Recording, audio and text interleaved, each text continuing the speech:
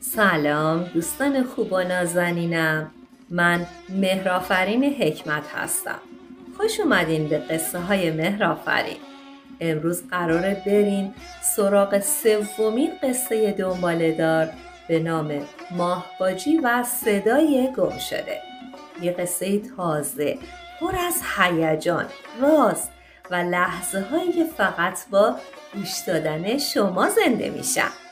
اگر از قصه ها انرژی میگیرین و دنیای قصه های ایرانی قدیمی براتون قشنگه، پس لطفاً با لایک و کامنتاتون از من حمایت کنید و کانال رو به دوستانتون معرفی کنید تا خانواده قصه دوستمون بزرگتر بشه.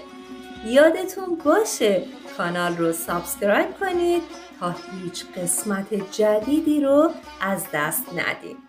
اینجا تو قصه های مهرآفرین هر قسمت یه در تازه به روی گذشته ایران قشنگمون باز میشه. پس آماده باشید برای شروع قسمت اول.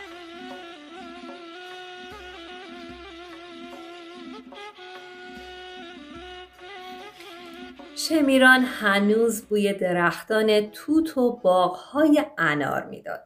نسیمی خنک از سمت کوههای دربند می اومد و کوچه های خاکی تجریش پر بود از صدای گاری هایی که از بازارچه بالا می رفتن. در دل همین شلوغی گنبد فیروزه‌ای امامزاده صالح زیر آفتاب می درخشید. صدای مؤذن از مناره کوتاهش توی فضا میپیچید و مردم یکی یکی با دلهای پر از حاجت و زبونهایی پر از دعا و ذکر وارد حیات امامزاده میشدند. بوی اسفند و نظری قاطی بوی گلاب و خاک نم خورده حیات میشد. کبوترها آزادانه میچرخیدند و انگار که امامزاده پناه امنشونه. در گوشه سمت راست حیاط کنار دیوار قدیمی که سایه درخت چنار امامزاده روش افتاده بود همیشه پیرزنی اونجا نشست. پیرزنی با چادری رنگی کهنه، چارقد سفیدی که از تمیزی مثل برف بود. موهای سفیدش از زیر چارقدش پیدا نبود، اما یه رشته موی نقره‌ای گاهی از کنار صورتش بیرون می آمد و زیر نور آفتاب می درخشید، مثل نوری درخشان از یه دنیای دیگه. همه اهالی تجریش اون رو می شناختن. ماهباجی، اسمش ماهباجی بود. هیچ کس از گذشتش و خونوادش خبر نداشت. فقط می دونستن که پشت امامزاده یه خونه نقلی کوچیک داره که غروبها بعد از نماز میره خونش. روزها پیش از اذان ظهر می اومد. یه گوشه نشست. تسبیح چوبی کهنه‌ای تو دستش بود و ذکر میگفت و تا غروب همونجا میموند.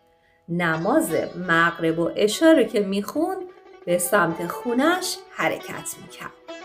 همه از کوچیک و بزرگ بهش احترام میذاشتن. ماهباجی نه با کسی حرف میزد و نه چیزی میخواست. فقط لبخند ملیحی به لب داشت و گاهی خیلی آروم نگاهش رو از تسبیح جدا میکرد و سر به آسمان بلند میکرد و خیره نگاه میکرد. همه میگفتن ماهباجی دلش پاکه. اگه نیتی داشته باشی و نگاهش بهت بیفته حاجتت روا میشه. بعضی زائرا موقع برگشت بی صدا جلوش میرفتن، باهاش سلام و احوال پرسی میکردن. ازش میخواستن براشون دعا کنه. ماهباجی لبخندی میزد و آروم دعا میکرد. روزها میگذشت. امامزاده صالح در اون سالها مثل تکه‌ای از بهشت بود در میان غوغای شهر. دیوارهای امامزاده که آجری و خیلی قدیمی بودن، رنگ آفتاب و بارون رو به خودشون گرفته بودن. کاشیای فیروزه‌ای با نقش‌های زیبا مثل موج دریا دور تا دور گنبد و ایوان رو پوشانده بودن. وقتی آفتاب ظهر میتابید، برق اون کاشی‌ها چشم هر رهگذری رو میگرفت. در حیاط حوضی بزرگ بود. آب زلالش بوی گلاب میداد، چون خادم پیر هر صبح مقداری از شیشه گلاب رو توش میریخت. روی آب چند برگ زرد درخت چنار میچرخیدن و هر از گاهی صدای شرشر آب با نوای دعا و زمزمه زائرها قاطی میشد. توی حیاط چند تا پله باید پایین میرفتی تا به صحن اصلی برسی. زنا چادر به سر با دلهای پر امید شمع روشن میکردن و کنج دیوارها دعا میخوندن. مردها با دلی گرفته دست به ذریح میکشیدن و چشماشون خیس میشد. بوی اسفند همیشه توی حیاط بود. از دور صدای فروشنده‌ای که در بازار تجریش فریاد میزد: نخوچی، کیشمیش تازه. اما همین که پا از در حرم میذاشتی تو، یه آرامش عجیب میومد سراغت. انگار صدای دنیای بیرون رو میبریدن و فقط زمزمه دل آدم‌ها باقی میموند. غروب‌ها خادم‌ها در حیاط فانوس‌های رنگی رو روشن می‌کردند و نور لرزونش روی دیوارها می‌رقصید و سایه زائرها رو مثل اشباحی آرام در حیاط پخش می‌کرد. و همیشه در این میان ماهباجی میشست. اصلاً جزئی از همون صحن شده بود. انگار از روز اول وقتی آجرای امامزاده رو میذاشتن رو هم، اون همونجا نشسته بود. چادر رنگیش در نسیم تکون میخورد و صدای آرام تسبیح و ذکر گفتنش با صدای آب حوض یکی میشد. در دامنه کوههای خوشاب و هوای شمران و در دامنه باغ‌های سبز نه چندان دور از صدای اذان امامزاده صالح، عمارتی با شکوه وجود داشت که سر به آسمون کشیده بود. عمارت حاجی کریم خان تجریشی، تاجر معروف پارچه و ادویه که آوازه ثروتش از بازار تهران تا رشت و بوشهر پیچیده بود. خونه شبیه قصری زیبا بود. سردرش با کاشی‌های لاجوردی و خطی از زر پوشیده شده بود که روش نوشته بودند: هذا من فضل ربی. دو شیر سنگی در دو طرف پله‌های ورودی نشسته بودند. وقتی نسیم از میون شاخه‌های درختان چنار می‌گذشت، سایه‌شون بر سنگ فرش حیاط می‌لرزید. درون عمارت تالاری وسیع بود با سقف‌های بلند و گچبری‌هایی به رنگ عاج و طلا. چلچراغی از بلور و کریستال از سقف آویزون بود که با تابش آفتاب هزاران رنگ روی دیوار میپاشید. فرش‌های دستباف تبریز و قم از درگاه تا انتهای اتاق پهن شده بودند. بوی عود و گلاب همیشه در فضا به مشام میخورد. در ایوان جنوبی تختی بزرگ از چوب گردو قرار داشت با پشتی‌های مخملی زرشکی که از اونجا میشد کوههای شمران را دید که هنوز برف روی قله‌هاشون مونده بود و همیشه سماور نقره‌ای ساخت روس در کنار بالکن آرام آرام می جوشید. آبنماها در حیاط زمزمه می کردن و صدای پرنده ها از باغ می اومد. باغی پر از سروهای بلند، درختان چنار و درختان میوه و حوضی بسیار بزرگ با رنگ لاجوردی.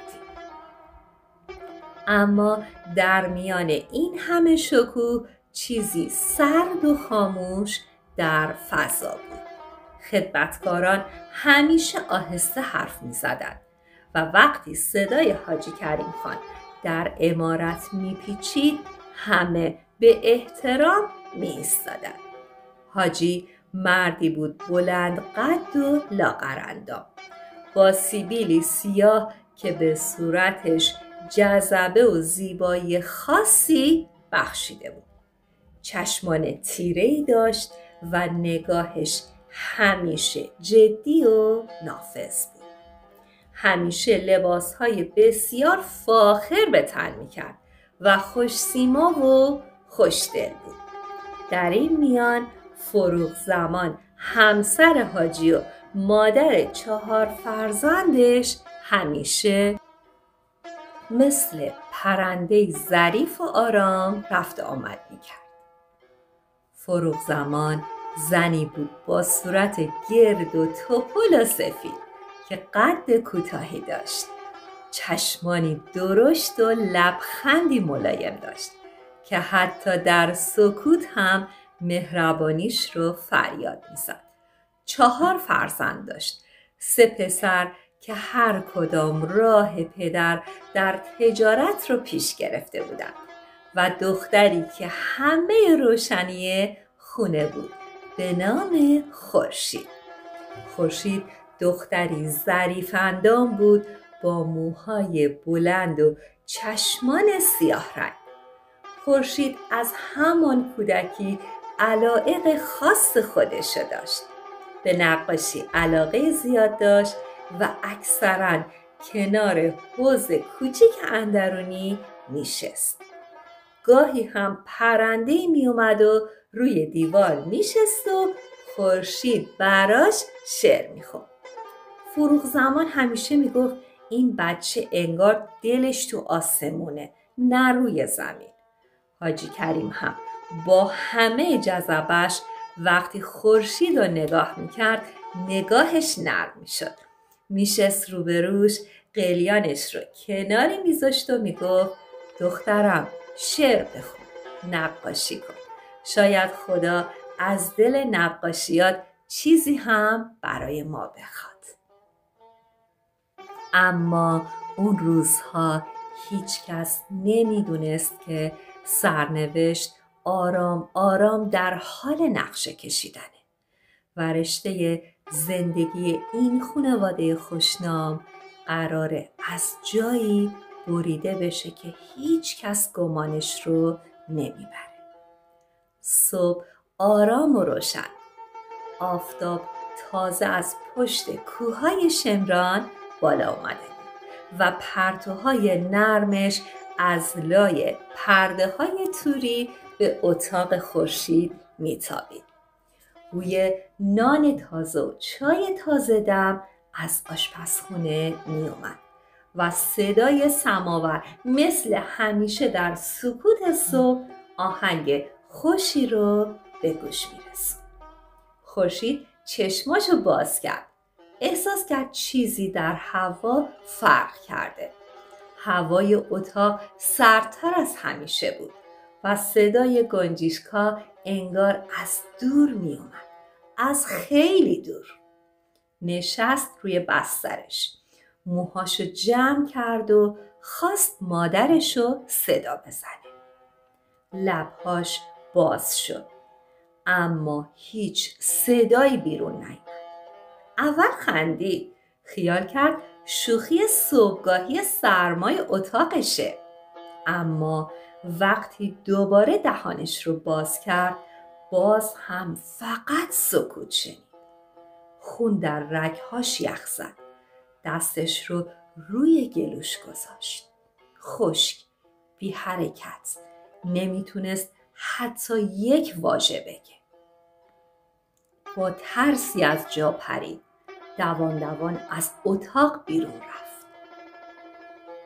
پله های عمارت رو یکی یکی به سرعت پایین اومد و صدای جیرینگ جیرینگ علنگوهاش در فضا میپیچید.